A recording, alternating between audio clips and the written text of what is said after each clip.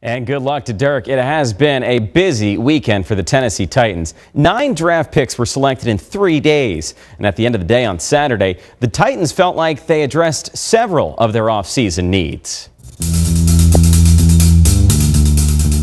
With no picks in the second round, the Titans focus squarely on the third for day 2. They select returner and wide receiver Damian Williams from Southern Cal. Williams led the team in receptions and receiving yardage over the past 2 seasons. He's fast, he's smooth, he's got great hands like Coach is talking about. He fit right in with their program. One of their top leaders on their team. Very intelligent, already graduated. As Coach said, he can return, and there's not much he can't do. With their second pick in the third round, the Titans grabbed Georgia linebacker Rennie Curran. The undersized but durable Bulldog ranked among the team leaders in tackles every game last season. He comes in a short package, but a powerful package, a very instinctive football player, a guy that's ranked at top in the SEC for the last 2 years in tackles. He's the spark plug of that defense down there. On day 3, the Titans are busy filling holes with the 6 picks they have available. They start in the 4th and select cornerback Alteron Werner out of UCLA. Known as a leader and playmaker for the Bruins, Werner had 13 interceptions, 4 of them returned for touchdowns during his college career. He's got great feet, good hips. He's the type of guy that he locates the ball. He's had a ton of breakups through his career there, 13 career interceptions, and 3 of them returned for touchdowns. With a lone pick in the 5th, the Titans again focus on the secondary and grab Utah safety Robert Johnson. A 2-time All-Mountain West selection, also had 13 interceptions in 3 seasons with the Utes. I guess we'll refer to him as a complete safety. He can play either position. Free safety, strong safety, very productive. He should have a chance to come in and play special teams and, find his way on the field. He's a very talented player. With 2 picks in the 6th, the Titans start by selecting a quarterback. 6'5", 230-pound Rusty Smith from Florida Atlantic. The 23-year-old was the 2007 Sun Belt Player of the Year. I fell in love with him when I watched just his technique. His feet are always underneath him. He can get rid of it from any place he needs to. Makes all the throws deep, short, and he's one of the few guys that's taken snaps consistently from underneath the center. He's been in the gun and underneath, but it has been a pro style and taking the snaps from under center. Also in the 6th, the Titans nabbed Florida State safety Myron Rolle. The Rhodes Scholar took a year off to study in Oxford, but had a good showing at this year's Combine. He's a guy that we kind of had discussions about in earlier rounds, and when he was still there at that point in time, we were kind of excited. I think, he's a fascinating young man. He's a man that apparently he sets goals, and, that's a big part of football, setting goals and accomplishing those goals. And to us, that's quite a thing. In the 7th, the Titans took Mark Mariani, a wide receiver from Montana, and defensive tackle David Howard from Brown.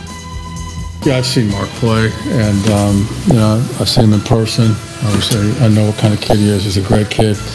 I let the staff and the scouts and coaches grade him. We had a good grade on him. He's a very talented, not only receiver, but he's a talented returner. And he's the kind of guy that can come out and play the slot for you, win outside. The overall theme of the 2010 Titans draft was the selection of athletic and intelligent players.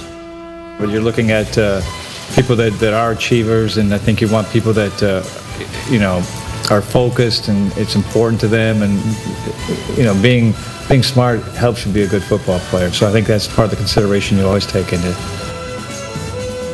Doesn't hurt. The NFL draft is officially over, and that means it is time to make some free agent signings. The Titans signed 9 undrafted free agents today. Former Texas A&M lineman Kevin Matthews was one of them. He's the son of former Titan great Bruce Matthews. And the most intriguing signing was former USC running back Stephon Johnson. And if his name sounds familiar, that's because Johnson was the college player who was involved in a near-fatal weightlifting accident last fall when a barbell landed on his throat.